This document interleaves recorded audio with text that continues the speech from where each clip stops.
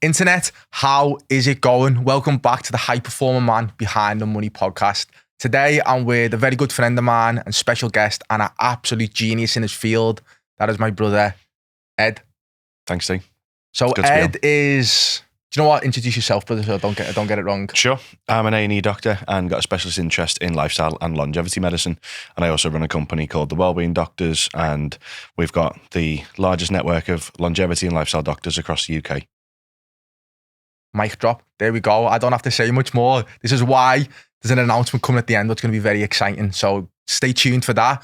But just to give a bit of framework for the pod, me and Ed are very good friends. And this podcast, is around also entrepreneurial men, which you are. And I also love that you're still in an A&E department. So we're going to go much more into that. But I want to get to know you on a personal level. And say there. So I want to get to know you on a personal level, your goals as a man, because your entrepreneurial masks, what you do in the A&E and how you live your life in the hospital, and the doctor title isn't just who you are, because you're also just a man, a human being too. So I want to really dig deeper into your journey, what's brought you to who you are today, why, and yeah, brother, just what was your childhood like? Where did your passion for health come from? Does that stem from anything? So I've had in the grand scheme of things, a very stable upbringing. All my family is still together and there's multi-generations. So I've still got a grandparent left. He's approaching 100. So I've had a very stable upbringing, and I was always pushed down the route of stability. So whenever there has been familial pressure when I've kind of gone off and done my own thing around entrepreneurship to try and be like, well, maybe, just go and be a doctor, because it's a stable lifestyle. And entrepreneurship, especially when you start out, it's still chaos now, but it's even more uncertain at the beginning, isn't it? But no, I had a very stable upbringing, and I did relatively well at school and got the grades needed to go into med school. And I wasn't sure. I played for Liverpool as a kid. I played for Blackburn Rovers in goal. So I was a goalkeeper. Well, yeah. Yeah. So then I just fell out of love with the game because I actually wanted to play centre-back. So I hated playing in goal, but I was actually all right at it. So I then went just full-time in school and did all right in my A-levels, so got the grades needed to go into medicine. Did you always want to be a doctor as a child? No. What did that look like? Can you remember? It was a football when you were younger? I mean, when you were a kid, I think when I was 4, I said I wanted to be an arsonist because I didn't know what it was. I was like, I like fire. Fire's a good laugh. I'll be an arsonist. I'm sure you might like gone adopt a brother. I used to rob lighters off my mum and go, well, my mum, fair play to my mum, not fair play, but my mum used to give me lighters because I love fire. Yeah. I think it's just I used to rob people's bins and set them on fire. We're both going to prison after this podcast. I was going to say, we are both very professional, by the way. This took a turn. But yeah, I think, so went through that part of my journey, and then I thought, I wasn't sure what career I wanted to do. I was always interested in like the health space, but I was like, do I go down the veterinary route or medical route? And I applied to medicine in the end, and got into Liverpool University. So then, that was 6 years at uni, and then one of my friends killed himself whilst he was at university. So that was my first kind of awakening that actually like people aren't necessarily being served by our current healthcare system. And my experience at that point of the healthcare system was very positive. I haven't really had any health challenges, neither of my family, really, touch wood. And then that was the first thing. And I was like, oh, okay, there's sick people here. And then throughout my time at university, I started delving into lifestyle medicine. And then I started my first business then, which ultimately I closed. But then when I qualified and moved into the medical world, I've just seen so many people live fairly bad lives for 20, 30, 40 years, and they slowly accumulate disease and they don't know it's happening because you can't feel it necessarily. So they're building up loads of comorbidities, and then they'll present in hospital with something bad like a stroke or a heart attack or something. But these things, there are rare cases where it can just happen, but the majority of cases are happening because we've lived very badly. We haven't exercised well. Nutrition's been poor. We're overweight. We've got metabolic disorder. We're smoking. We're drinking. We're stressed. Like, you accumulate all of those things, and then, you're going to have a heart attack or a stroke at some point. So then I realized like there needs to be a better way. And then I trained in lifestyle and longevity medicine and did all my exams in that. So did all my American exams and British exams, which is called the British Society of Lifestyle Medicine, and trained in all of that to work out what lifestyle factors, including childhood, including your exposures in life to toxins, how you eat, how you sleep, avoiding risky substances, like the entire thing, like what are we doing in our lifetime and how does that predict current health and future health? And that is really the domain of lifestyle medicine. But that's a very quick whistle-stop tour as to how I got into this. And then my business is to solve the challenges that I see throughout that journey. Powerful. There's your why, right? But on an individual level, what was your upbringing like? Were you used to do in a stable household? Were your parents supportive? How, from your point of view now, do you believe you were brought up in a healthy environment? Were they supportive of what you wanted to do? Yeah.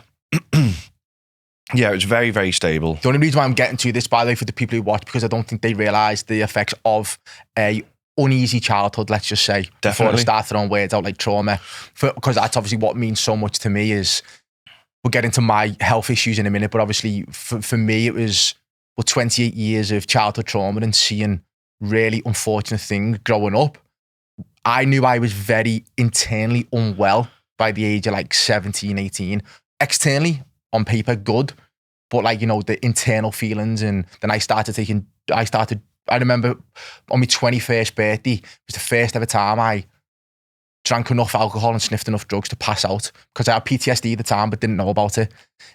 So the only reason why I'm asking you on a personal level is because obviously our childhood shape our central nervous system going into adulthood, and not everybody may or may not be able to relate to a stronger upbringing and may have had a more unfortunate one and may not quite understand the effects of that on who they are today. If that makes sense. Yeah. I mean, childhood traumas has an unbelievable part to play, doesn't it? I think. But it shapes us as adults, doesn't it? Going into adulthood, all we know is what we've been through. Yeah, and it shapes belief systems and even the culture that you sit in, this, you know, the culture that you're in, socioeconomic background. There's loads and loads and loads of factors in your upbringing that kind of predict who you might be. It doesn't define it. There are people who go through like terrible, terrible things and do incredible things in life. Like there's a book on it called Man's Search for Meaning, Viktor Frankl, who was in Auschwitz, and he talks about his experiences, and he was a psychiatrist as well. Yeah, but powerful book. Unbelievably powerful. But, you know, he often talks about it's more about how we respond to the world than how the world, because there's always going to be shit in the world, and it's people are going to experience it at different levels, and there's terrible things still happening now. But it's your response to it, because you can't control things that are happening and they're still going to happen and there's still going to be shit. I'm saying that I've had a stable upbringing, and I have, but there's still shit in there. Do you know what I mean? Everybody has the demons, brother, yeah. But we can't get into the realm of like who's had more shit than the other person, because you talk about victim mindsets a lot and it's not about calling people victims. But that mentality of like focusing on the negative, that's always going to be there. So I think it's about how we can respond and how we can like, because Viktor Frankl talks about this profoundly in his book, which is how we respond to those things predicts who we're going to be. And having that hope, having that looking forward into the future to be like, okay, these are the things that I'm looking for. If you lose that, he talks about, if you lose the hope of the future, your life's gone. Yeah, so how I can relate to that. So what the saying is in Viktor Frankl's book is, as a man, we get to give any given circumstance a meaning to it. Which basically means we have to zoom out and see what the lessons are. And in what I say a lot is there's actually power in the pain. Now, speaking from my own personal experience, by the age of like 23, 24, I didn't want to be no more. I was sitting on bridges. I had psychiatrists tell me that my childhood was like an American horror movie. I seen and experienced things what basically the 0.1% of children should never experience. And I didn't realize how serious what happened to me as a child was until I done inner child work. And the reason why I'm so passionate about what you've just said about, and also me, about finding meaning, is because, like you just said, I know I spent a lot of time in victim mindset, and I'm okay with that now. I spent a lot of time with wanting people to see how bad my childhood was. There's some sort of like validation, but that's the little boy in me wanting to be seen, right? That's like a trauma response. But it's absolutely true. Even now I can speak from, well, how I live my life is I've dwelled on 28 years of the most violent upbringing you could ever imagine. I did. And it got me absolutely nowhere. It did. And again, but even with everything what happened to me as a child, and even all through my 20s, the drink, the drugs, the suicide, the violence, absolutely everything what happened, I still know a lot of my internal pain was not fulfilling my potential. And we spoke about this out there about purpose and stuff. And it's not until you do make that flip of, well, okay, it's happened to me. What the fuck can I do? What is it I want from my life? Because what's happened to me isn't my fault, but it is my responsibility as a man to get me out of that. Yeah. That's been my biggest takeaway from, by the way, if you're watching this, nobody's lived a more traumatic going away and doing the work journey than I have. Probably spent £500,000 on self-development, healing, in the child work, fasts in the middle of Bali, silent retreats, hoping for some holistic big bang. We spoke about that outside as well. But until you truly say to yourself, okay, it's like an acceptance thing of, you said everybody goes through the stuff. And I know, honestly, never even thought these words would come out my mouth, but yes, we all have our journey, but until I take responsibility for my life, because I don't want to be defined by what's happened to me, I generally want to leave this earth as building something I'm proud of and actually living life on my terms. Yeah. That analogy is great around, I have an analogy for what you've just said, which is being in control. So what I always say to patients when we're doing the more coaching side of things is, you're the captain of your own ship. Hello, yeah. I use this one a lot, love it. So it's up to you to decide what direction you go in. Is this how you actually speak to patients, by the way? Because I'm actually loving this. So do you try and make them realise, of course, basically, and I'm going to say something none of you are going to like, but you can argue, I want any science around this, but 99.9% of you are fat because you eat too much food. I'm sorry. It's a big component, yeah. Yeah, no, it is. And it's it's not your hormones, it's not your energy, it's your elbow to your mouth. Sorry. A lot of people aren't going to like that, but sometimes we do need that. For me, it's like the coaching of brother, sister, you got to realise you're in control. You're in control. If you set your house on fire and you're screaming at your house is on fire, but you've lit the match, what are we going to do about it? Yeah. We can't keep pointing fingers that your next door neighbour set the house on fire. Yeah. Because that's not true. We have to take ownership. I spoke about victim versus ownership, and I love that's how you're taking that approach with patients. Yeah. You literally saying to them, are they complaining? Because obviously I presume you've got to be gentle as well, because I presume you come across a lot of mental health issues. Because I know, again, from my personal experience, health issues can cause mental health problems because it's all you think about, because your body is your vessel. Yeah. This is your home, your core being. You are your purpose. You are your biggest asset. And when that is in an unhealthy, bad state, it affects mentally. And I will back anybody on that, because when my central nervous system failed, my head was battered. Yeah. I think there's loads of things to touch on there. And I've worked in inpatient psychiatric units for 18 months in the past. And there's a lot of things around challenging your patient. People think with mental health, you've got to be really gentle with them, and all you can say is positive things to them. That's rubbish. Mm-hmm. What we should do is, in a healthy way, challenge the patient and ask them, well, okay, you're doing these things. What are your thoughts on that? And ask them the questions to make them self-realise that perhaps that isn't the best thing for them. So a great coaching analogy it is, we act as a mirror. So when men come into my world, I have to act as a mirror, because it's giving them what they need rather than what they want. Yeah. Because giving people what they want is feeding the victim. It's, oh my God, you're so unhealthy. Do you want another donut to feel better? It's, well, let's not do that no more. Yeah. You know what I mean? And it hurts, but you said, I don't know what you called it before, but to come to Jesus moment is, I can't keep acting this way, because if I keep acting in this way, I'm going to get the same results. So I'm fascinated that you take that approach with patients. To be honest with you, I love it. It doesn't happen often in the medical world because we just don't have time to do it, but it's not that we're not aware of it. So there's a lot of frustration amongst doctors now that we can't treat patients in the way that we want to, purely because of time constraints. So what does treating a patient look like? What you want to do compared to how you have to? How you have to is quick and meds, because you have no other option. But it's not that people slate doctors being like, oh, I've just given this. It's like, we don't necessarily just want to do that. If we had an hour with you, we would love to sit down, go into all of the different factors and act as a mirror, help them work through the analogy.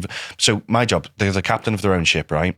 My job is to point out how long do you get? The icebergs. Well, privately, I can do an hour, 2 hours. Normally, they're 45 minutes. But I'll sit down with them and I'll say, look, captain of your own ship. My job here isn't to steer your ship, it's to point out the icebergs in front of you. So this is the trajectory that we're on, and here's some icebergs that we might hit. So the other frustration I have is people saying it definitely is going to be this one thing that's going to cause you a problem.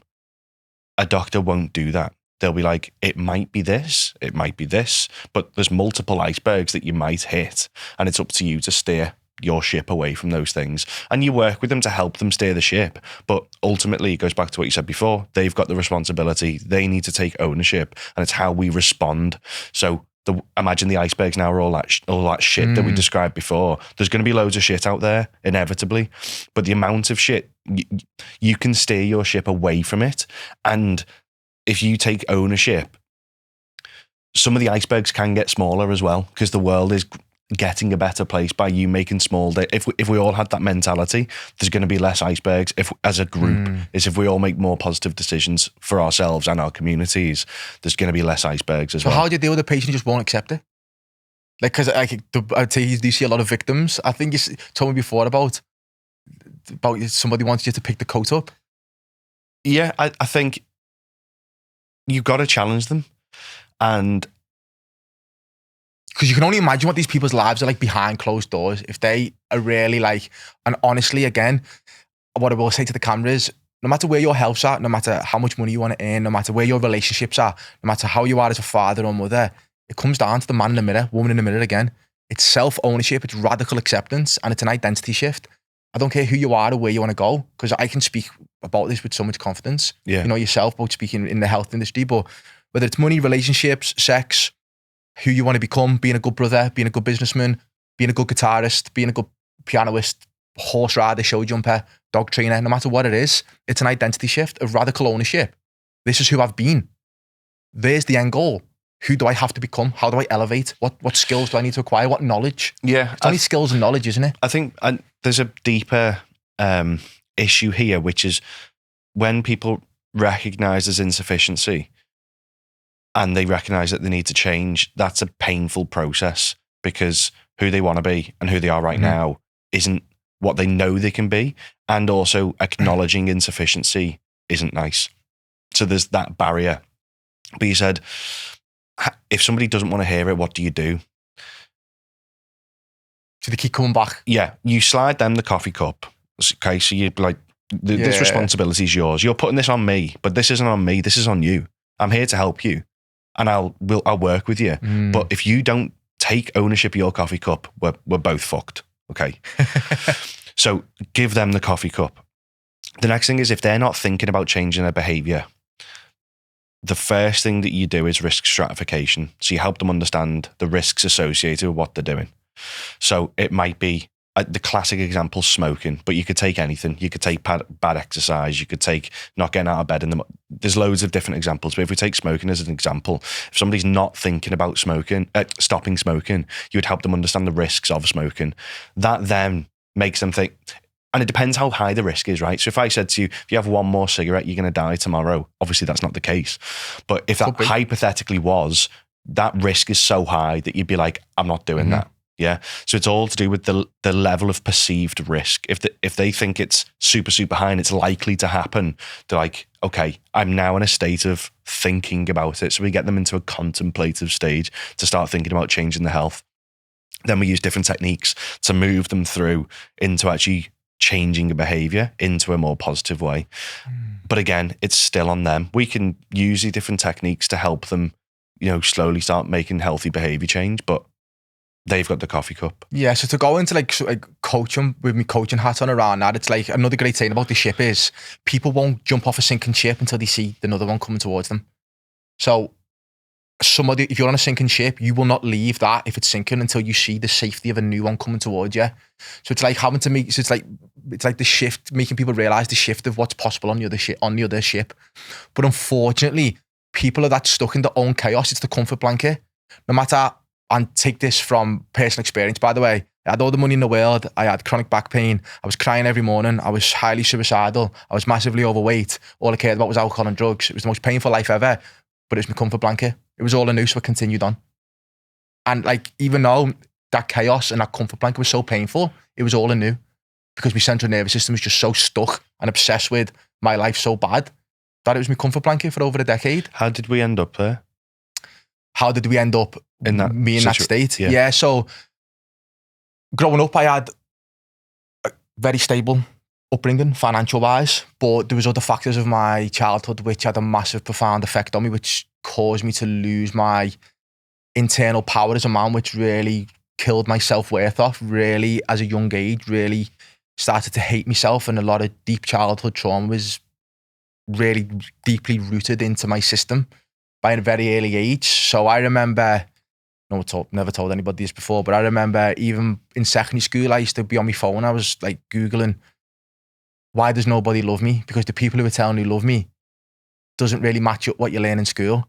So I felt very lonely from a very early age because I was very hurt and I'd seen things what nobody should really see, and things happen to me what should never really happen to any not any man, never mind any young man. So I by the age of 21, I developed complex post-traumatic stress disorder, which I didn't know. I'd wake up again, nobody knows this, but what a perfect time to bring it out. So I used to wake up in the middle of the night and I'd be panicking and I'd see blood on my hands, but there wasn't actual blood there. So I would see blood on my hands, but there wasn't anything there because I would see a dark figure over me when I would lie down and close my eyes. So in the middle of the night, I'd have a figure lying over me, and then I'd wake up, have a panic attack, look at my hands, see blood, have a bigger panic attack, go to the mirror and like start slapping my face like I'm in some sort of fucking dream. And obviously nothing was actually there. It was my mind. So I developed PTSD from a very early age, and then I started not being able to sleep because of it. So I then developed a sleeper tablet addiction. I was taking 3 or 4 nights all a night. But then by that point, because I couldn't sleep, I then started taking alcohol and drugs to sleep. I needed alcohol to forget who I was, but I needed to sniff that much cocaine. I was sniffing that much cocaine to stay up, but I couldn't cope with my mind when I was staying up because I was highly suicidal. So I needed alcohol to fall asleep. So I'd sniff a load of drugs and then drink that much alcohol to pass out. So it's a cocktail of like, couldn't speak. So I then had a lot of shame around. People used to take the piss out of me and call me a different name, like a nickname, when I couldn't speak because I'd be that slurring my words that much. They would call me another name. So then I had a lot of shame, a lot of embarrassment. And then as a young man at that age, how was I ever meant to deal with what was going on inside, Well, the answer was I couldn't. So I had everything. By this time I had a Range Rover. I was was in the top 1% of earners by the age of 21, 22. So I had everything what everybody thought would make you happy. And that was very confusing at the time because I was like, well, I have everything what, I'm meant to feel good about. The money's there. There's nothing I can't really afford, but my internal world is just completely broken. And I actually then seeked therapy around 24, but didn't help me. So then when I was seeking normal therapy and they couldn't help me, I'd sit outside in the car and think, well, if they can't help me, I am fucked. So then suicide would get stronger and stronger and stronger because then what I was thinking is, well, the people who are meant to help me, who are meant to have the most powerful pull on society, psychiatrists, the guy who was seeked out, not his fault by the way, but just wasn't helping me at all. So then it led me down a dark hole of, well, I'm broken. So what did help you in that moment?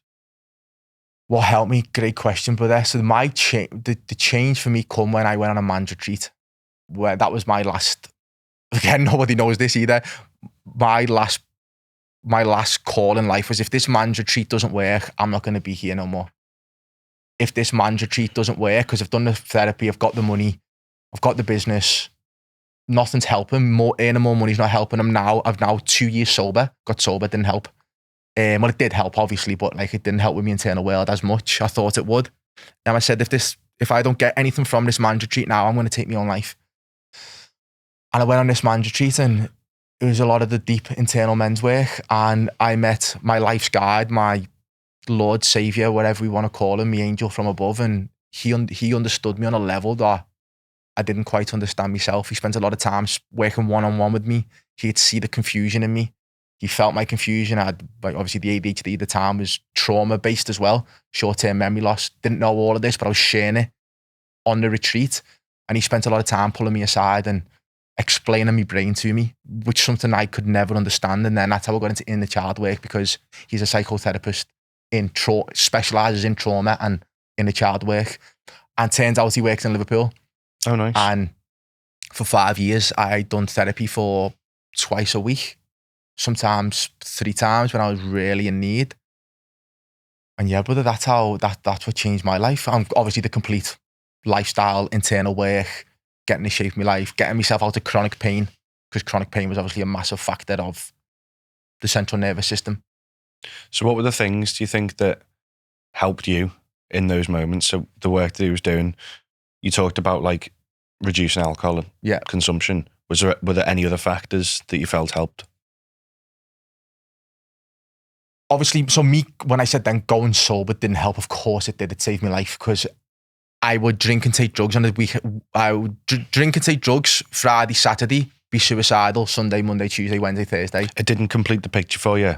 No. It didn't solve the problem completely, but it did help. Oh, 1,000,000%, brother. Like you have to take that step back. That is number one. That's step one. You can't look at like all the inner child work and stuff if you're still going on a bender every weekend. It just doesn't work. Stopping alcohol, which is a depressant, and stopping drugs, which does make you depressed, kind of in the name. You have to stop them. Pretty easy things to stop, but you're stuck in society's norms. You're stuck in a cycle of wanting to fit in, going to the pub. Back then, anyway. Obviously, not speaking for you. I don't know what obviously my journey's different or may resonate with people, but obviously stopping, realizing that wasn't who I was. So I knew I had more potential to give. I even know I was drinking, taking drugs, highly suicidal. My mindset was on the floor. I had no spiritual health. Everything around me was falling apart. I just knew as a man internally, I had more to give.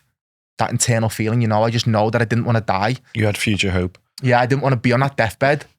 I didn't want to die and go, that's all I had in life. Yeah. Am I really going to die and go, that's all I had to give? Am I really going to die and go, that was my life? And I just refused, brother. I generally refused. I had spinal surgeons telling me I'll never walk again.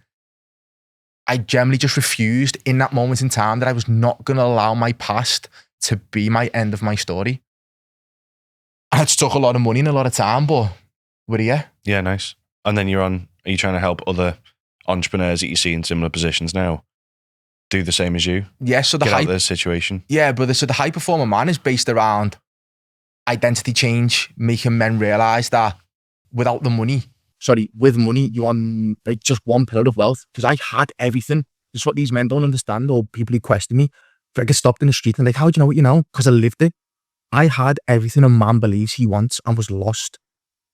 And it wasn't until, like you said, I went away and done the identity work, the inner work, the finding out what my purpose is, knowing that I am my biggest purpose, finding that fire in my stomach again, changing the mindset, being an owner, performing. Like what people don't get is about performances. Like I just knew that, how chaotic it was as well, blaming ADHD. But I had a business, what was doing a certain amount of money, but I knew it could have been 10 times more if I sorted my shit out. And I down to the man in the mirror again. So we had self and strategy right. Do you not think a lot of the pressure that was placed on you is potentially a component of the society we live in? Definitely. So you talk about like money and what external success looks like. But I think if you look historically and traditionally in terms of what provides fulfillment to a human being is not necessarily what society looks at now.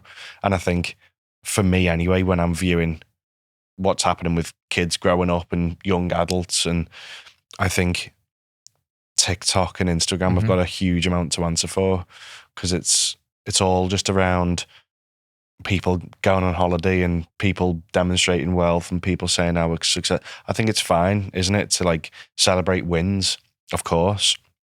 But I think that is that's the line in the sand now that people refer to in terms of what success looks like. So what does success look like to you? I think fundamentally people need to have a sense of purpose in life. Well, because again, like we just said there, my success was deemed of what everybody else sees as successful.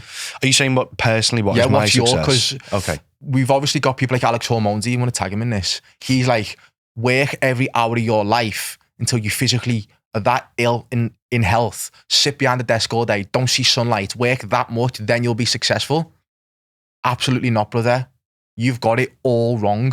I've been there and done that. So this is where my theme of success comes from now. I've done what everybody thought you should do. 12-hour working days, 2 slip discs in my back, not looking after my mental health, physical health was on the floor, didn't know my purpose, wasn't living to my potential as a man, didn't love what I seen in the mirror, hated myself, full of insecurity, but I had over 100 grand in my personal bank account.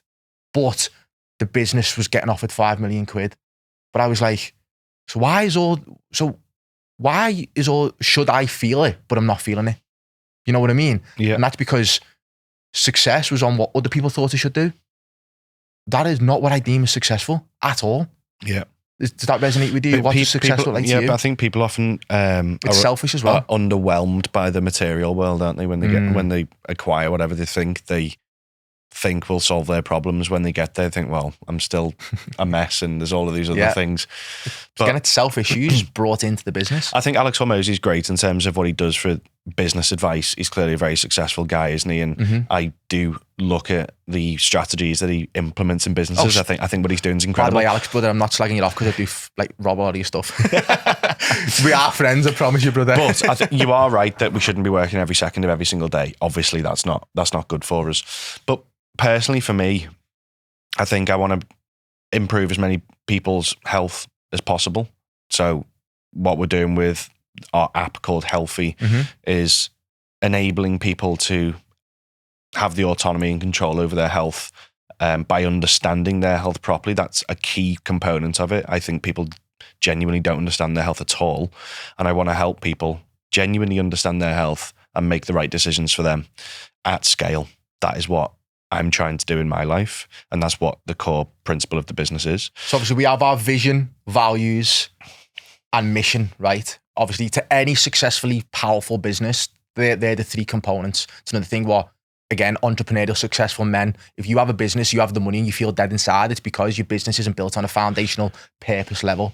So that's why me and Ed are partner up. That's why I know he's in integrity, because I just feel his passion when he speaks. What is the mission, brother? Because obviously I know longevity means a lot to you. We touch on that, because obviously, listen, we all have our own personal success, what we do in our personal time, but you will never be truly successful until you give back and you improve other people's lives. Is that the goal? What is the mission? What is the mission? Improve the lives of 100 million people is our mission statement. I mean, within there, like values and vision and everything, we've got a vision statement, and the values are mostly around like personal autonomy, giving people control. A lot of it is around honesty, transparency, amazing, collaboration over competition. Those kinds of things I think are key. We're all stronger together, and it's funny, like I'm not big in the whole social media world at all, but like you want to see some of the like I'm here to try and help people. But you should be, but though, like brother. Some of the comments, like you see it's like we're all stronger together, and I think we all need to try and understand our health properly and work together to try and create a plan that works. Because what I'm seeing at the moment is that people have no idea about their health. And I did a post the other day about normal values, normal reference ranges in bloods. So, for example, HbA1c, that's your average blood sugar over a third of a year. So all of the peaks, all of the troughs, like if I have a glass of orange juice, I'm going to get a peak of blood sugar, and then your insulin's released and it kind of settles down. All of those peaks and troughs over a third of a year is what your HbA1c is. Okay. The NHS potentially intervene at 42. That is called pre-diabetic. It depends where you are in the country, whether they actually do something or not, because there's a bit of geographical postcode as to the intervention.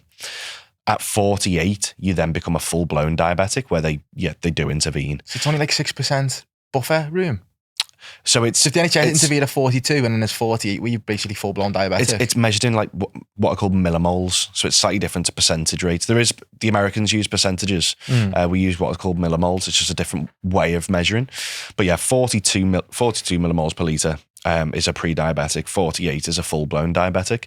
But I did a post the other day that if you're at 40, yes, you haven't got a diagnosis of pre-diabetes, but we've got metabolic disorder there. We're starting to dysregulate the way in which our body's using sugar, the way it's releasing insulin. We're starting to build insulin resistance. Our liver is becoming maladaptive and starting to compensate for all of these systems. So we are building up disease. You're not feeling it, and it's getting missed by healthcare. See, that scares me so much. I just don't get why people don't take this so seriously. Like, even just hearing that, I'm like, I am my biggest own form of success. Me. I am the vessel. Without me, nothing exists. Yep. Without my foundational health. And sometimes when I do speak to people in ill health, it's like, what you just explained here, it's like, why do you want to be diabetic? Like, we can stop this. And I'm really passionate about this as well, brother. I'm like, we can stop this. Whatever you think you're going to end up with. Yeah. I think a lot of people don't want to be in that. One of the biggest reasons I started the business is because people have heart attacks and have big things happen, the trigger point, the come to Jesus moment, whatever you want to call it. Yeah. They have these big moments in life, and then they go, A, I didn't know that was going to happen, and B, I need to change a shitload of things. So if we can, ideally, we don't have a trigger point that big. Ideally, we don't have a heart attack. If we can give them a smaller trigger point, like, hey, look, you're bumbling towards diabetes here, and soon you're going to have all of these, the risk stratification thing that I talked about before, that's a trigger point, because that news isn't nice. If I gave that news to you, you'd be like, that's not great news. I need to do something about this. You then start to think about what can I do to change it. And that's where we work together to create a plan. But that's where the power, let's not have these big trigger points. Let's not try and have heart attacks and strokes and these massive events. Let's try and provide a smaller, earlier trigger point, which still isn't nice news, but it stops us having this massive thing in the future. And doing the right diagnostics at the right time and helping the patient understand what that means and how it translates into future health is super important, because then you're sliding the coffee cup back over to them. You've given them all the information that they possibly need. And then they start to think, okay, what can I do about this? And that is the power. That is the power of preventative, genuine lifestyle and longevity medicine. That is what we should be doing.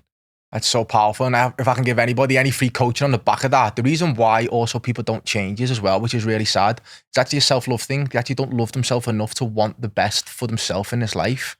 And it's in human physiology to want to stay comfortable. So the central nervous system, the brain, will always pull you back to comfort.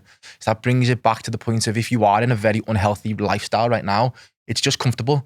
And when you want to change, and we don't want to get there where you have to change because of the come to Jesus moment. We don't want to have to change because you're going to die in a year. We want to change 20 years before that and prevent it. But unfortunately, the resistance, there's a thing in the middle in coaching. It's called part X, resistance, whatever we want to call it. Self-sabotage, procrastination. It's got a load of different words, but that resistance is actually there if we go down a spiritual route, as like a block to your higher self. And when you're just about to change, resistance is at its highest. So say if you're going to make a £100 million deal from 50 million you used to, resistance will show up at its highest point when change is about to become, like when you're about to change as a human being. So bigger the resistance to change is actually the better you're going to be on the other side of that. But a lot of people actually can't cope with that resistance, because when resistance comes in, when resistance fills that hole, self-doubt comes in, self-sabotage, we eat, we drink, we take drugs.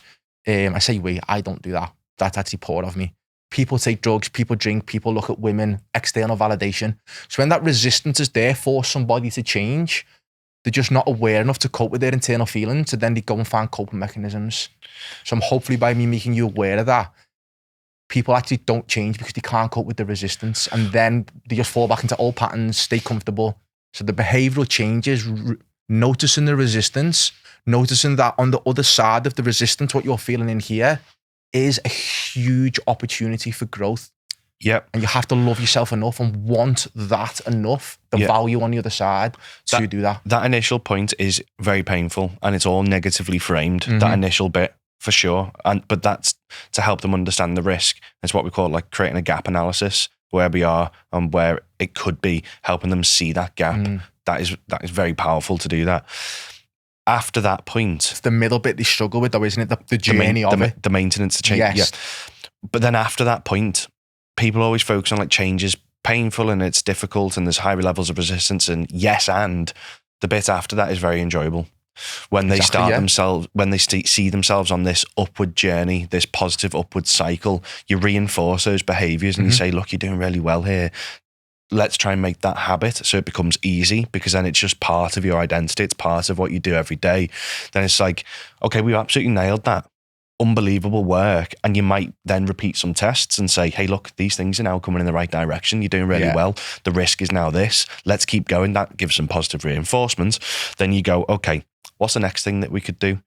So they're always in control, because let's say let's say they have got HbA1c of 42. Okay, so they're officially a pre-diabetic. That puts them at higher risk of pretty much all the cardiovascular diseases, dementias, all sorts of stuff that we don't want. They might have 2 kids at home. They might have a full-time job. They're getting sold this dream on Instagram of PTs saying, oh, just go to the gym in the morning, prep all these meals, and like they're doing 60 hours a week and they got 2 kids. That's not going to happen. We're not going to be able to go to the gym, and we're not going to be able to sort out our sleep at the moment. Okay, what can we do? They say, I'm going to cut out my snacks. I'm going to cut out the ale, because we're removing things at that point. Yeah, I love that. That is obviously a lot better than where we are currently. So if we remove bad things, we're in a much stronger position in 2 months. And then at that point, it becomes habit. They're adjusted to their new lifestyle. You revisit it, might do some repeat testing, and you say, okay, what can we do now? They've opened up like a bit more capacity to then look at other areas. But if you keep doing that journey over a long period of time, in 12 to 24 months, you've got a completely different person with completely different risk profiles. And hopefully they're a lot happier, healthier, more energy. And, they're a better version of themselves, and they feel a lot better. Well, it's not hopefully, brother. I can 100% confirm that your purpose and happiness does not come without effort. So in today's world, we believe that we all want to be happy. We all want to wake up and have this spiritual big bang that we're all going to be happy every single day. Happiness does not happen without growth. It's in the human physiology to only experience happiness when we are getting better. That's why you watching this, you are your biggest purpose, okay?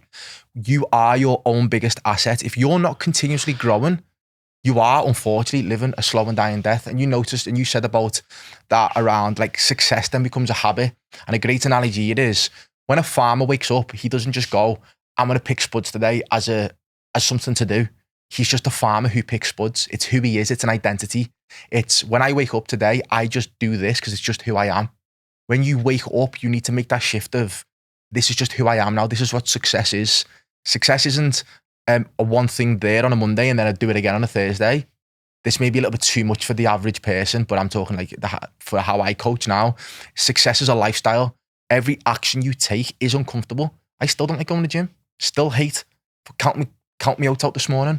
Just want to order something on for quickness, you know what I mean? I don't know anyone who likes a cold shower.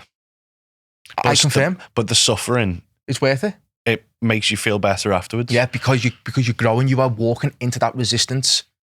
You stay comfortable because there is no resistance. So it's an easy life. You know, the saying goes, do hard things, you have an easy life. Do easy things, you have a hard life. And it's so true. But you've got to understand on a human deeper level what the resistance is there to do. You have to follow that resistance, because on the other side of the resistance is where the goals, the better life, the more money, the better health, whatever your goals are, lives. And if you're not growing on a purpose level, on a spiritual level, on a core being level as a man or a woman, you are slowly dying. We are here to create, to become. And I think that there's a big, what I call a pendulum effect between people who take... Lad, do you want my job?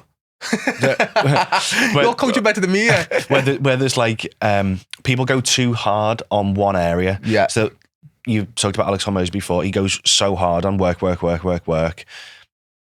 Yeah, okay. But also we need to try and rest and relax. Mm-hmm. But those people rest and relaxing, if all you aim for is comfort, that's not going to drive long-term health and vitality as well, by the way, and happiness and your sense of purpose. And if all you're doing is working, that's not going to solve it either. So you've got to kind of get into these natural rhythms where you're swinging between these two things. And hopefully when you are working, you're doing something which provides fulfillment as well. And when you're relaxing, ideally you're around people that you love, you're around friends that you really care about. You're doing hobbies as well. And having a laugh, like letting your guard down and just having some fun is also fine. But I think there's a lot of culture online, which is the grind mentality. It's like, all we got to do is gym and all we got to do is work. And it's like, absolutely not. If health and your overall sense of satisfaction in life is what we're aiming for here, then that's not the solution. If all you want to do is grind out and you're willing to take the risks and all you want to do is get to the top of a career, then fine. But then what does the top even look like anymore? But if they want to, say if they're a lawyer and they want to get to the absolute top of a law firm, but if they do want to do that and that's genuinely what they want, then fine. Sometimes people switch off to the risks, but I think for that individual, they are still, for me anyway, going to still have some like spiritual and emotional health needs, and a lot of people will just switch off to that. Well, they're not that. And when you're saying, I think no, it's true. Like anybody's on that grind, right? Who are grinding for validation. That's what the main driving force is. They're not attending to their emotional, spiritual needs. So therefore, their say health problems, or don't want to say mental health problems. I hate that word, but it's like their internal issues, let's say, is on a timeline. They just keep pushing it back because they're filling the space with the grind. And this comes back to why I preach. You cannot be your best entrepreneur, best employee, best lawyer, whatever, without being your best self. You are a better entrepreneur, a better dad when you go and do your hobbies. It's like these men who I speak to, they think that they want to spend every day with the kid 12 hours a day. But if you're miserable, if you're fat and miserable and always down, low energy, your kid doesn't want to sit with you. I'm sorry, but if he's better sitting with his dad, who's a happy entrepreneur, who goes and does his hobbies, who has human connection in his life, and is just that fulfilled in the high energy, like a higher state. Yeah. You are then giving your child a better relationship as a father. And it's funny then, the way you said about the pendulum swing, I lived that. So at 27, I told myself I'm going to retire. I went, right, business is gone, I'm retiring, I'm going to go and travel the world. Traveled and was depressed. All the money, but had that much space and time. So if anyone who owns a business even thinks retirement or selling business is the answer, it's not. Because I went from 16-hour days, double leg sciatica, all the back pain in the world, X amount of money in the bank account, everything I thought would make me happy to, right, giving it up, going to travel the world, going to spend the next 2 years doing nothing and retiring. Head was absolutely mashed in another dimension. It's interesting. Do you know what I mean? I coach a lot of... empty calendar meeting my head was just... Yeah, I coach a lot of ex-C-suite for big corporates. So, you know, like Eddie Stobart or some of the really big delivery firms and big conglomerates. They retire early 60s and they are completely lost in life because a huge component of their purpose has been predicated on the success of their career. So don't know who they are. When they retire, they are completely lost and they go into this negative cycle. They don't look after themselves. They don't gym. They don't eat. Well, they weren't really doing those things either when they were in work, but they had a reason to get out of bed in the morning. So they then get unhealthy habits of eating badly, not training, poor interpersonal relationships with their family because they haven't had the time to see them. They've amassed a shit ton of cash, but then the purpose is gone because they haven't got work. So they have no reason to get out of bed.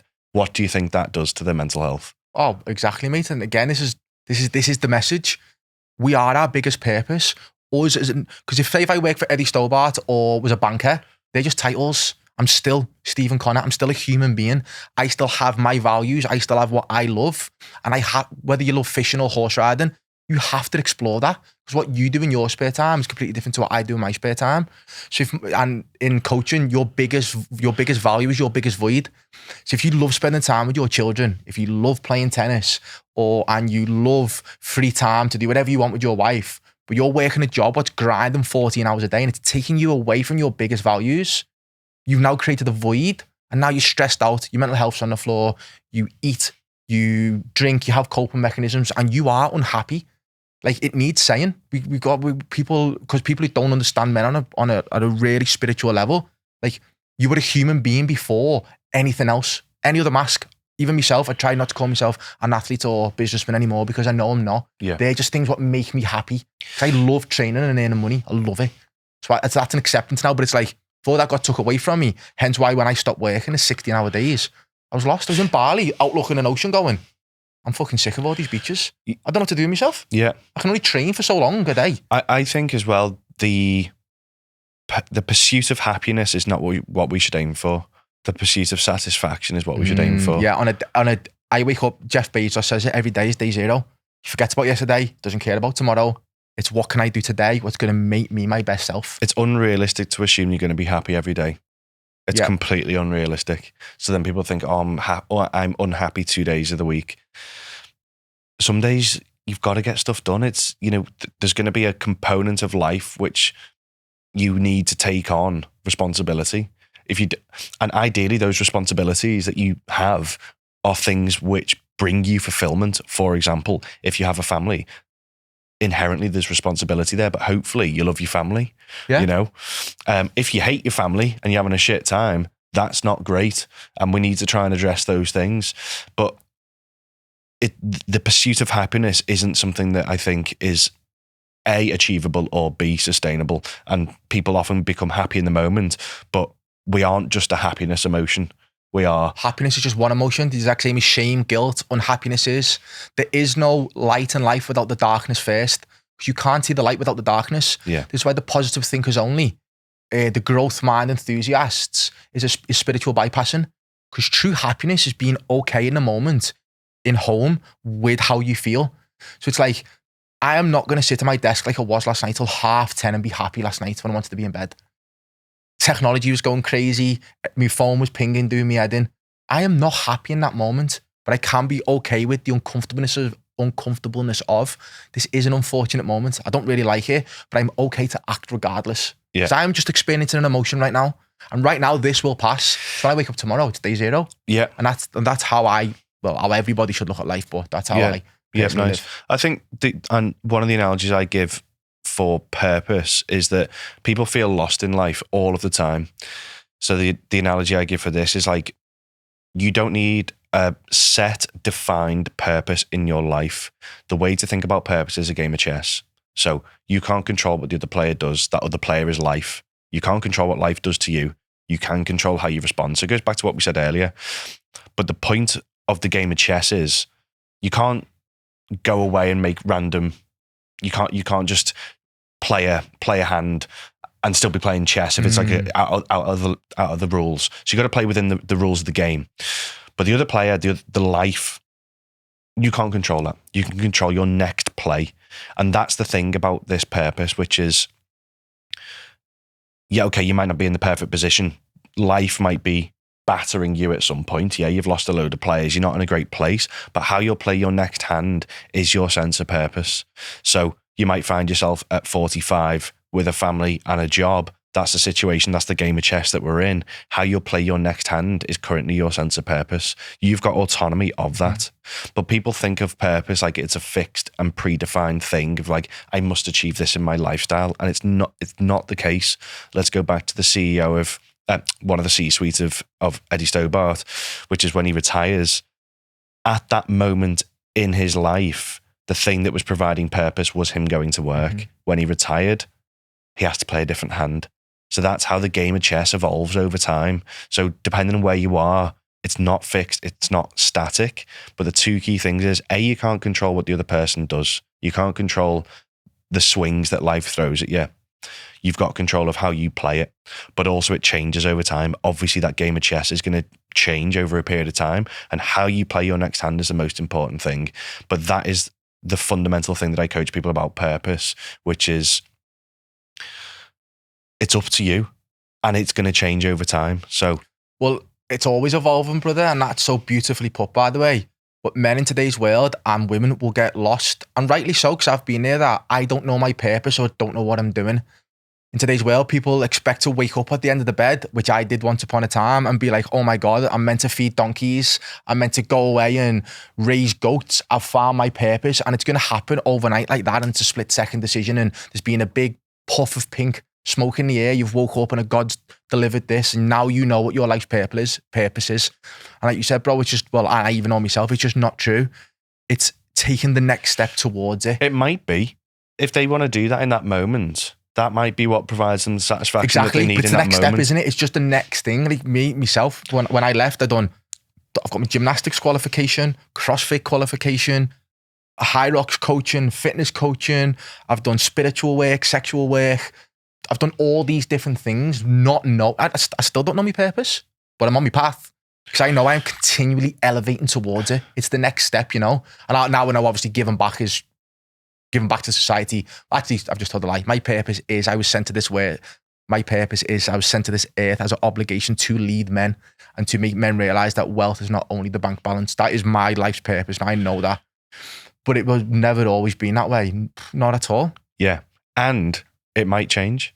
And that's fine. And that's okay. And now I am okay in that, going, well, if I'm doing this now, I'm going to give it my all. Because in 2 years' time, something might come. I know I've got plans to own the biggest. Don't say this. I want to own the biggest protein pancake franchise, fitness franchise. I have so many of these creative ideas I've got, because I know how creative I am. We're all creative. We're all artists. We're all here to create. We're all here to get to the end of that, on that deathbed, and go, I give it my absolutely everything. And that is our purpose. And we can get lost, and men can get lost and stuck in the, well, I don't know it, so I'm not going to act, so I just stay who I am. But staying who you are is much more painful than growing ever will be.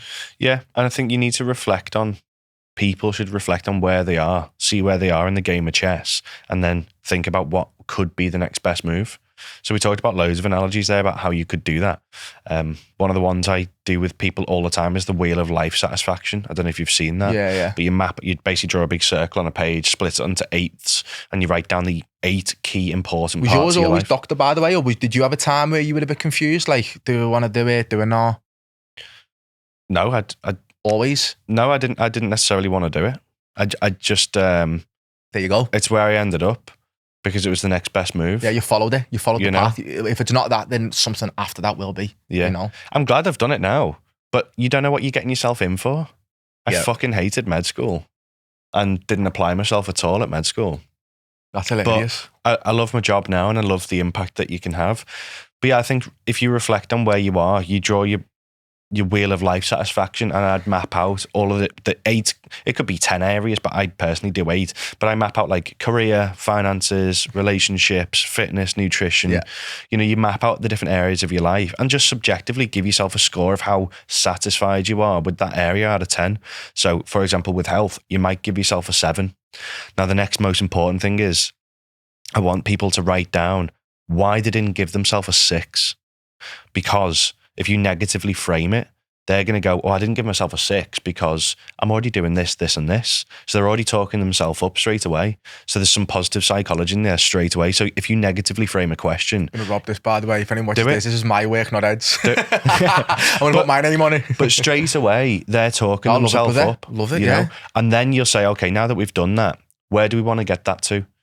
I'd say to them, pick 3 areas out of the 8, or pick 3 areas out of the 10 that you've said. They're going to be your focus areas. Now, for each one of those areas, you do the negatively framed. Why have you given yourself a 7, not a 6? Do that. And then the next thing is, what's your goal? Where do you want to get it to? It's subjective, right? Mm-hmm. I want to get it to an 8 in 12 months. Make it time bound. Or you want to get it to a 9 in 3 months. Okay. How are we going to do that? Then they'd write down 3 or 4 things that they can do immediately, not next week. What are 2 or 3 things that we can do straight away, even today, to help move the needle on that thing? And ideally, it's something that is repeatable and something that will create healthy habits. But if you reflect on that kind of process every quarter, it's a 10-minute exercise, but it will ground you. It will help understand your sense of purpose. It will give you a rough idea of where you are and have been. And especially if you use the same areas moving forwards.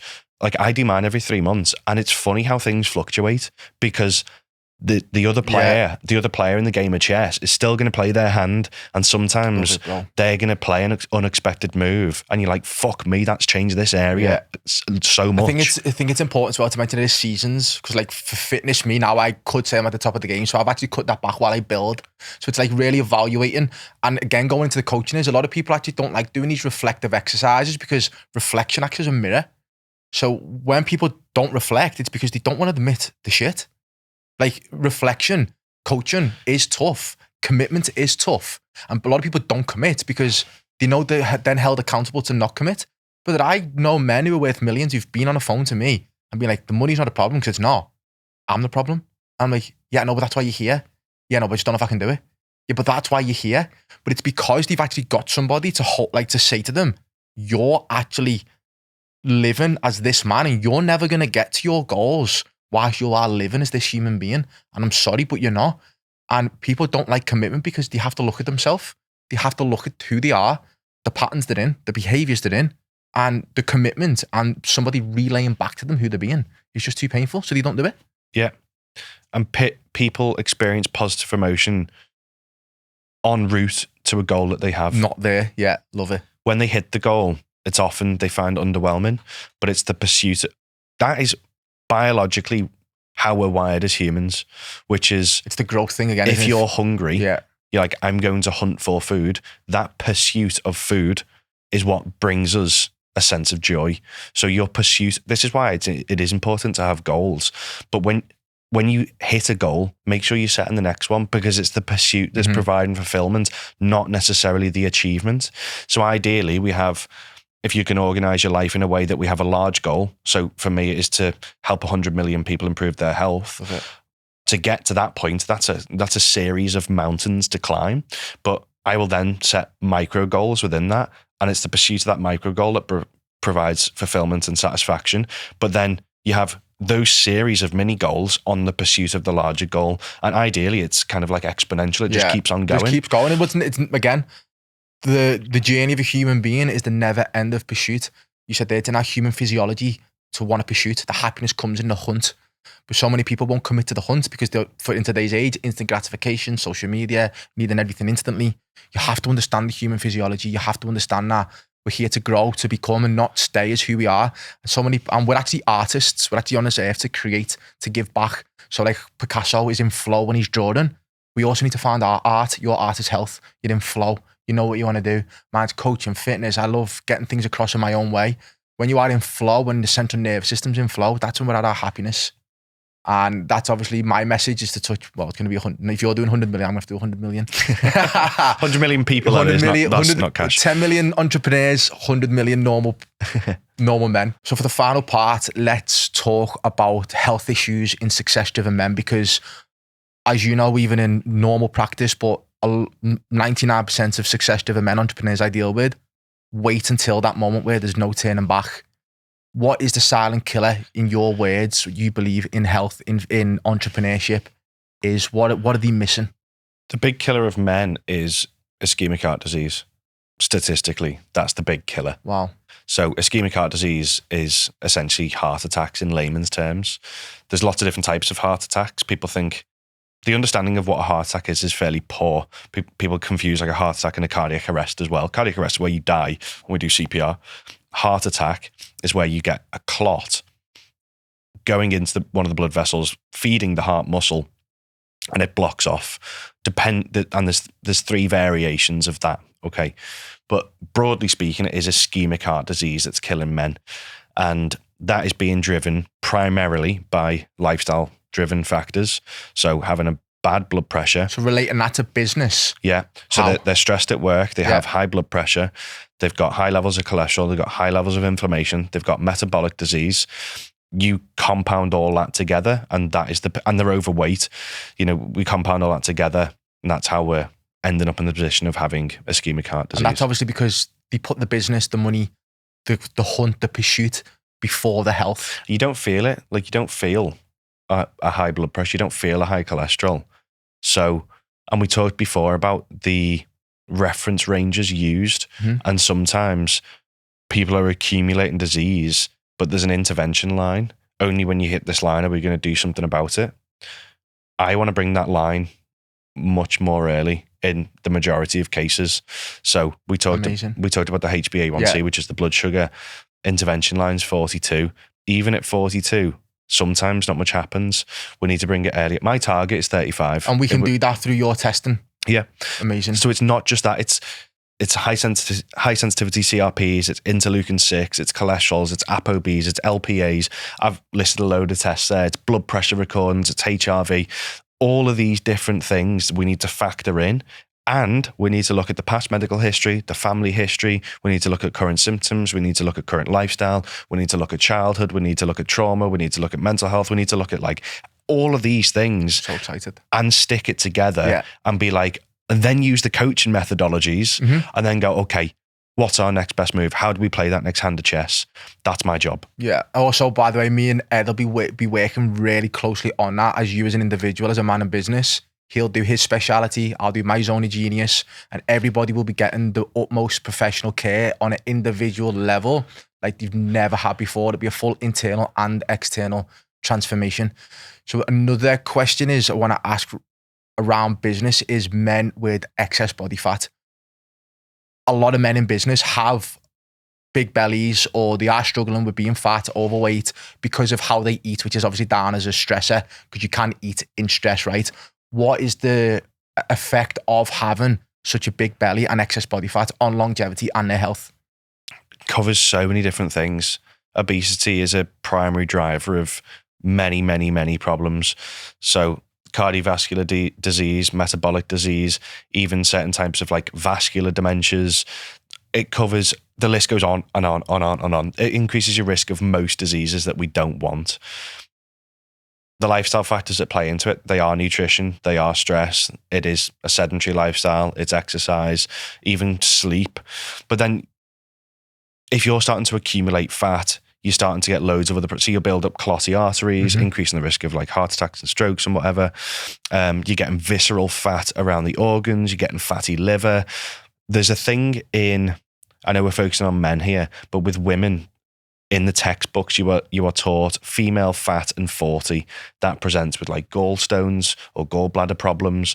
So obesity is obviously not good. And the body positivity movement at the moment saying, oh, it's okay to be these weights. But purely from a medical standpoint, it is not okay. Yes, I agree. Love yourself and let's look after each other. But from a risk and medical standpoint, being overweight is a significant risk to all cause risk of death. Yeah, nobody loves themselves who's fat in the mirror. I don't care what anybody says, because the issue is you cannot be your best self without loving the man in the mirror every single morning.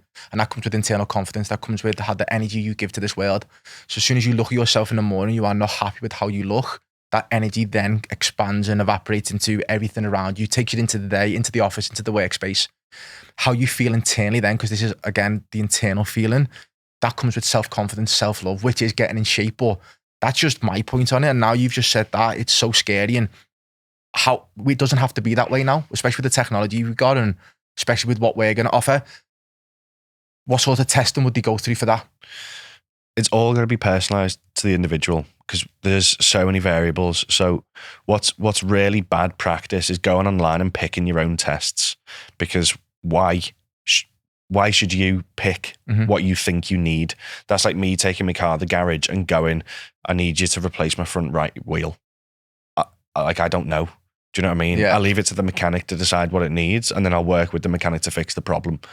So the testing needs to be personalized, but broadly speaking, we need to look out for future cardiovascular risk through blood testing. So ApoB, LPA, cholesterol panels. We need to do the metabolic ones. We need to do a HbA1c. We need to do inflammatory panels. We need to do interleukin 6, high sensitivity CRPs. We need to do omega panels, omega-3 to omega-6 ratio. We need to do arachidonic acid indexing. The list is endless, right?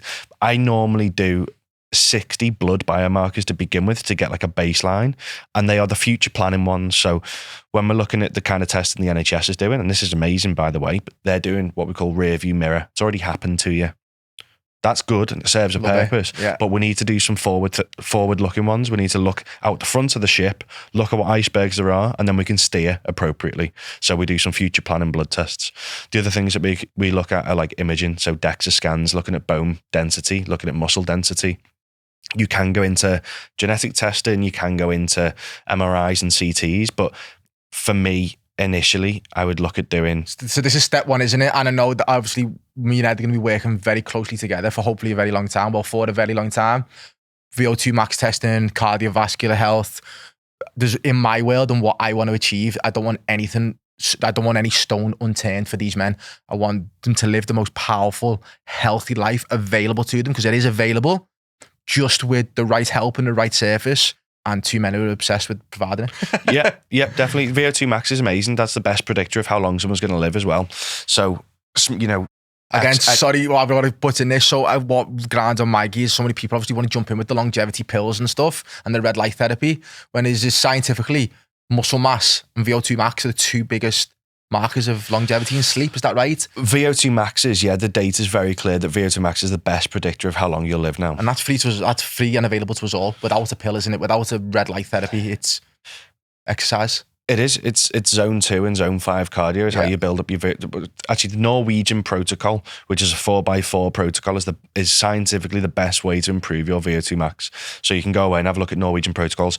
You have to be careful if we're talking about men who are 40 to 60, who are overweight with metabolic disease, their risk of having a clot, a heart attack, a stroke is sometimes quite high. Getting them straight onto a Norwegian protocol to improve the VO2 max is a deeply inappropriate thing to do, because you're going to cause them to throw off a clot and have a stroke or a heart attack. Oh, I love this. Yeah. So you need to be incredibly careful about checking risk, understanding the bloods, understanding that what we look at something called Q risk, which is their 10-year risk of having a stroke or a heart attack. We need to understand that in detail, look at the blood pressure, and then we can start doing that mapping. And yet we build them up to the point where we probably will do VO2 max testing. But if you are overweight and you're going to throw off a clot in the next two years, getting you onto a fitness program is like one of the worst things that we can do. We want to get you to lose weight, improve nutrition, maybe stop smoking. Simple stuff. Safe, simple things. Do you know what I mean? Getting them into a Barry's class. I know you're a Barry's instructor back in the day, but getting them to do a Barry's class doing sprints, that person should not be doing that. You just need to be again, brother, it's just the most simple things. And I'm going to announce this now because we can come back to this in a few years' time. My vision is to have the biggest performance center on the planet for entrepreneurs and men. So it's where they come in, everything tested, and hopefully we and Ed will look back on this in 5 years. Hopefully he's a massive part of that as well. And it's going to be like a one-stop shop for everything scientific, nutrition, holistically based for men's internal and external health. Full scanning, absolutely everything. So people are selling that dream as well, by the way. There's scanners like Neko, I'm sure you've seen that in like Manchester and London at the moment, are selling this dream of like full body scans.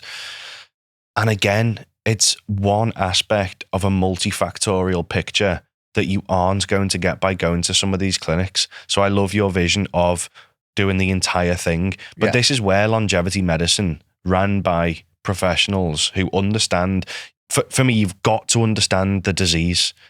If you don't know what we're trying to avoid, how can we plan? But that's why Ed is coming a part of it. Everyone ever wonders how I'm going to do it. Well, I'm not. I've just brought in the country's leading longevity doctor to do it. And that's why leaders build each other up and build stuff truly special. One's own a genius, the other's own a genius, come together and create something truly special. And that is the goal. That is the plan. That is my vision with men's lives. So just obviously we're going to have to do another podcast as this one's been that interesting. But one final question before we go into the quick round mode. Sleep and central nervous system. Sleep, stress, central nervous system, overworking.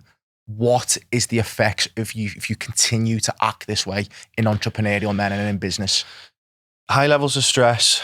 Your central nervous system is your brain and your spinal cord. Yes. Okay. And then you've got your autonomic nervous system, which is fight and flight and rest and digest. Yeah. And then we've got another thing. There's multiple areas of your nervous system. The other thing that is called the HPA axis, which is hypothalamus, pituitary, and adrenals. So HPA, those things are communicating with each other. I fucking love chatting with you. You know, I'm so obsessed, and just to have you to give the science to it is just, I feel like I've met like me yin and yang guy. Fair enough. But yeah, so your fight and flight is your quick response. Yeah. So if something hits the back of your eye, you see a tiger, that's going to be a fight and flight. So that's quick response to stress. Okay. That's healthy stress though, right? Because if we see a snake and we shit ourselves, it's doing its job. Yeah. So that's the ANS, that's the autonomic nervous system doing that. Fight or flight, rest and digest. The HPA axis, hypothalamic, pituitary, adrenal axis, is the thing that controls cortisol levels. And this is what people look at in terms of like chronic stress. So if cortisol is great, by the way, you have a spike of cortisol every day in the morning when you get up, and that's helping to create new glucose. It's helping increase your blood sugar and get you going in the morning. That's natural. And then it will wane throughout the day. What we don't want is where we're constantly exposed to higher levels of cortisol all of the time, because we build up resistance to that cortisol. So our cells then start to turn off to the cortisol signal. So when cortisol is released, we build up cortisol resistance, and then we have to release more and more and more of it to get the same effect. So we're building up resistance. That long term is driving high levels of inflammation. So chronic stress is causing more cortisol, then causing your cells to turn off to it because there's more of it. So then you build up resistance. That over a long period of time, you then get inflammatory mediators going up. So you're starting to get loads of the effects of chronic inflammation. Lack of sleep as well thrown in there. So sleep won't, so if you're sleeping badly, that will not help this process. So you will start to get like increased body fat. You can start to get GI problems. You can start to get anxiety, poor mental health. You can get recovery. All sorts of things are mental cognition. Impacted, so yeah. So how will the testing we're doing, well, you're doing, should I say, apologies, how will that help all of that? And obviously, if you build an empire and you're going to die before you should, what's the point anyway? I'm sorry, but like, that's so important to me. Like, these men want to build all these empires and we want to build something great, but then we don't look after our health and we have to leave the earth 30 years before we should because we didn't look after it.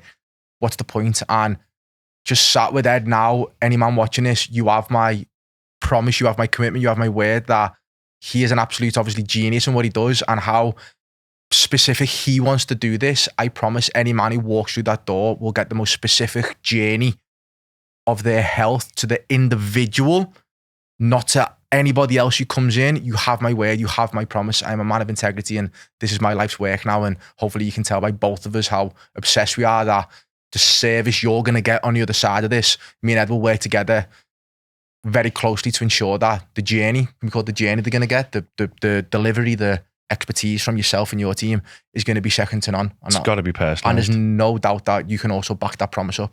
It's got to be personalised. Yeah, there we go, brother. Right, but there are 5 quick fire questions regarding entrepreneurs and men in business. Whatever comes to mind, 2 or 3 sentences. Okay, ready for it? Go on. What are the actual biological markers of chronic stress and what are you seeing most in male entrepreneurs age 30 to 50 that generally scares you they're not looking after?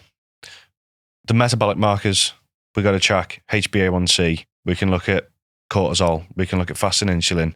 We can look at HRV. They're the things I would definitely look at. What are you seeing in entrepreneurs that scares you, what they're not looking after? All of those markers going into an unpreferable range. So, going up. So it's terrifying if they're allowed to go that way. Yeah. Okay. Number 2 is if a high performer man come to you today, successful in business, looks healthy, gym a few times a week, what silent killers would you be screening him for that he has no idea about, but he doesn't feel right? Wow. Cardiovascular disease. So all the things that predispose you to heart attacks and strokes. A lot of that is going into the metabolic profiles as well. But the thing that's going to kill that person is cardiovascular disease. So powerful. What's the number 1 reason successful men die early and why does success itself become a contributing factor? So it's ischemic heart disease. That's the number 1 killer of these guys. So again, just you need to get your heart checked out properly by going into the bloods that we talked about earlier. But those killers are ischemic heart disease. High performance man will be checking it. At what point does the drive that built the business start physically destroying the body? And what does that look like in a man who refuses to slow down? If you're constantly on all the time, they are in the fight or flight, or their cortisol levels are high consistently. So it can start straight away. You could be 2 months into work and it's there already. It takes a while to accumulate and build up, but it doesn't take long for it to present. I think we all know that how high stress entrepreneurship and business is, but again, it's taking ownership, isn't it? Knowing that we have to do something to slow it all down. So final one, if you could sit every male entrepreneur down and tell them one truth about their health they're not ready to hear, what would it be? They don't know how healthy they are. Get a test. That simple. And you're going to provide them tests, aren't you? Yeah. We're going to provide them tests. Yeah. There you go. Brother. Thanks, Dave. Thank you so much. Thank you, my man. Nice one. Yeah, love it, brother.